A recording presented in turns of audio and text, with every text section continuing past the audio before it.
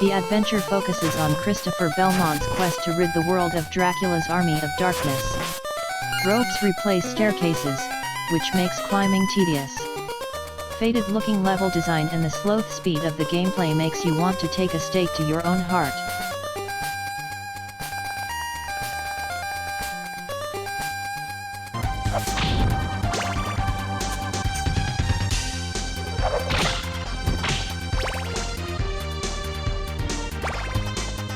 Rondo of Blood, originally released for the Japanese market, got a remake for other regions. Dracula X feels more primitive. Attacks with your whip are too restricted once airborne. With the poor level design, completing the game will feel more like a chore than anything else.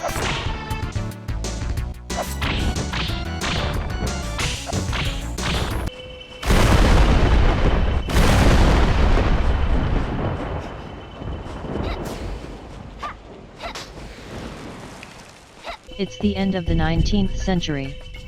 Transylvanian people have once more awoken an evil that was banished 100 years ago.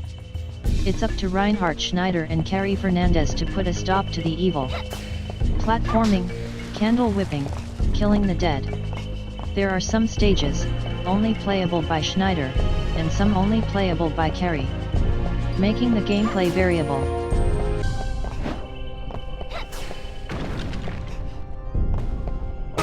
Not enough! Good. Not enough!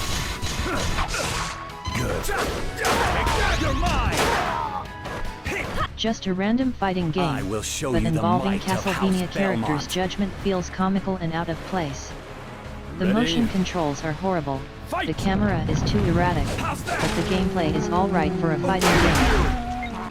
Fight!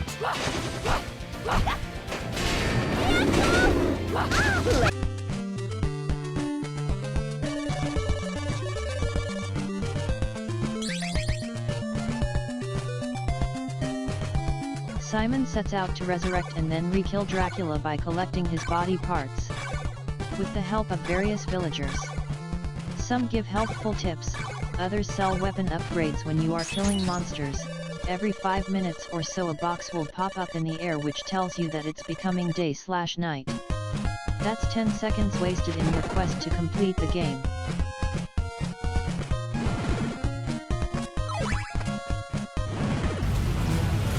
Die, devil! Break the castle! Gabriel Belmont is back as Dracula with a dangerous new threat to civilization. A team of depraved acolytes are trying to resurrect Satan, which Dracula must stop in order to find peace. But nothing is what it seems.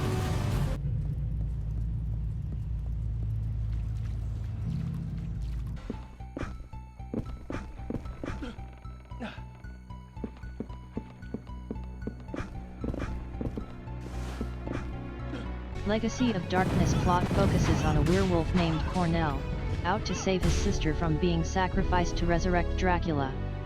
The levels lack a lot of detail, and backtracking through the large open levels is limited.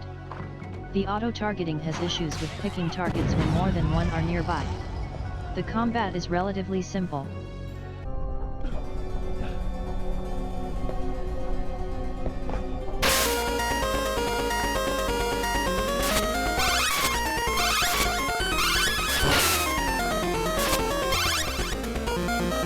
For the first time in the history of the franchise, Castlevania Legends sees a female Belmont take on the King of Darkness. Sonia Belmont is capable of changing direction mid-jump and can even crawl whilst crouching. Enemies automatically respawn, so if you backtrack you'll have to battle them all over again.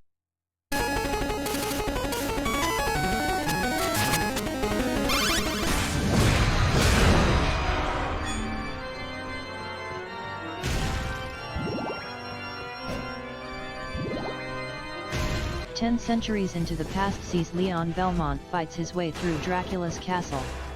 7 orbs can be combined with 10 action relics in order to create powerful attacks. Leon must combine his whip and 5 sub-weapons to defeat the monsters.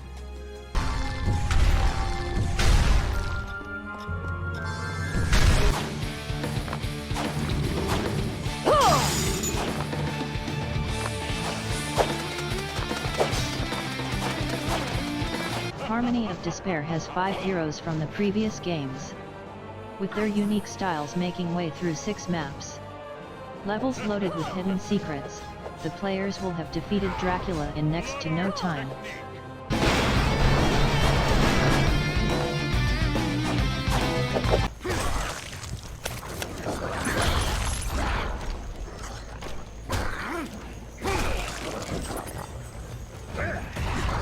Lords of Shadow introduces us to Gabriel Belmont, a member of a holy order of knights called the Brotherhood of Light. Plus the story isn't canon. Each level has a distinct look. This is a button masher. There are lots of combos to unlock, that make playing enjoyable.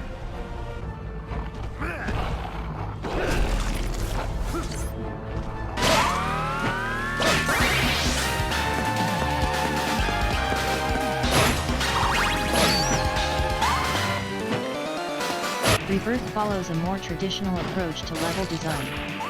Rebirth takes many of the key elements from earlier games and with a few new tweaks here and there making your way through the castle fun.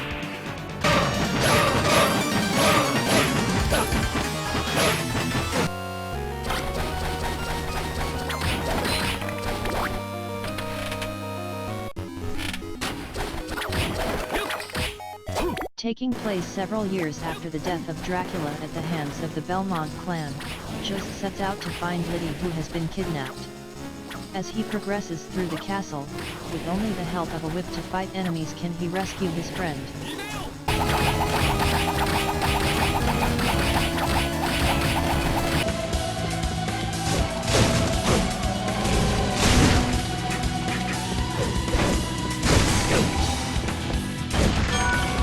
In Curse of Darkness the battles are fast-paced, items drop off the monsters you fight. There are a whole bunch of different types of items you can create, including all manner of weapons and armor.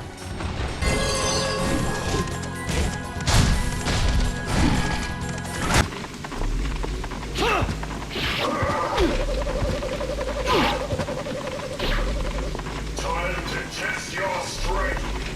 Richter Belmont has to fend off enemies that are attacking from all directions. He can only use his whip horizontally left or right. The different routes you take keeps you locked in on the action. Plus a second playable character, Maria, who moves faster and has a more flexible selection of weapons than Richter, makes you want to beat the game even more.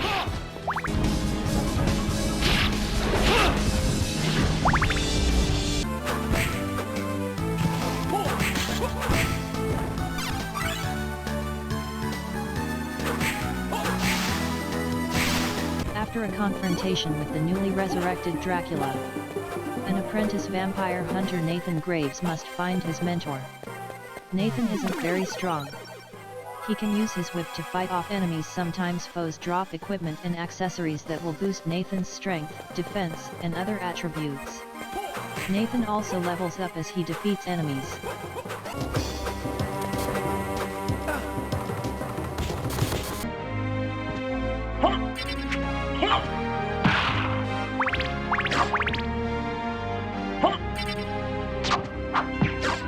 Symphony of the Night is an action RPG Metroidvania, set on a 2D plane. You run around and make your way around the castle, dealing with Dracula's minions such as Medusa heads and mermen. As you progress you find new equipment and gain new abilities in your effort to defeat your own father.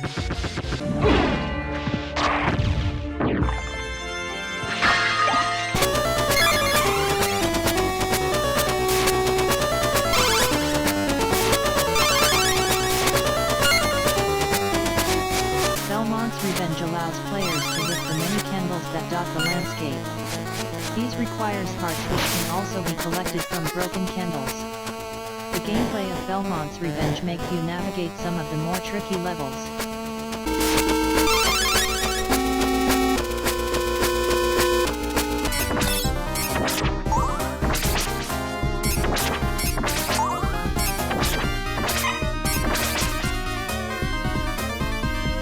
Stages of facing enemies and obstacles, but unlike most other Castlevania games the setting is not limited to inside and around Dracula's castle.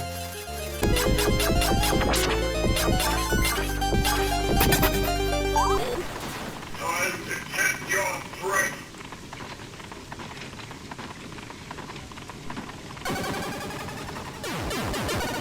Rondo of Blood doesn't stray too far from the traditional gameplay found in the 8 and 16-bit releases. You will be platforming through the game's many levels, finding the hidden pathways through the game's various levels, defeating enemies of multiple varieties.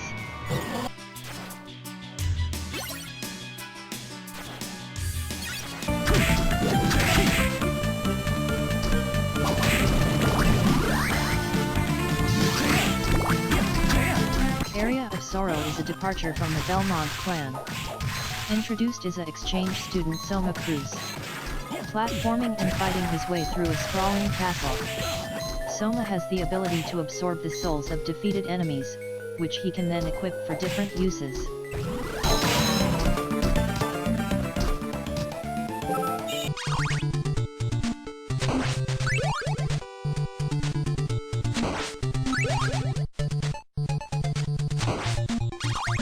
Castlevania on the NES is a classic. The one that started the hunt for Dracula on the original gray box, with projectiles flying at you all the time. A few hits and you'll be the master of the castle.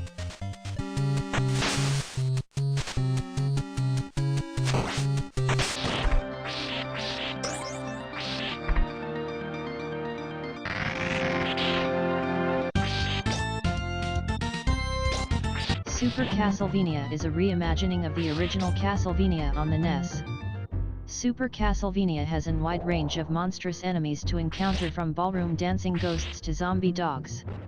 Getting to the game end unlocks a second quest, which begins immediately after the credits finish. Including a second quest provides a new challenge for players.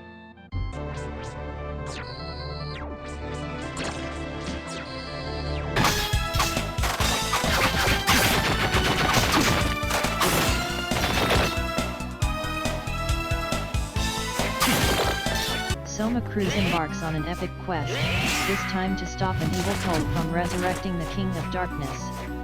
The souls you collect allow Soma to use a certain new skill, and uncover new secret rooms as you progress on.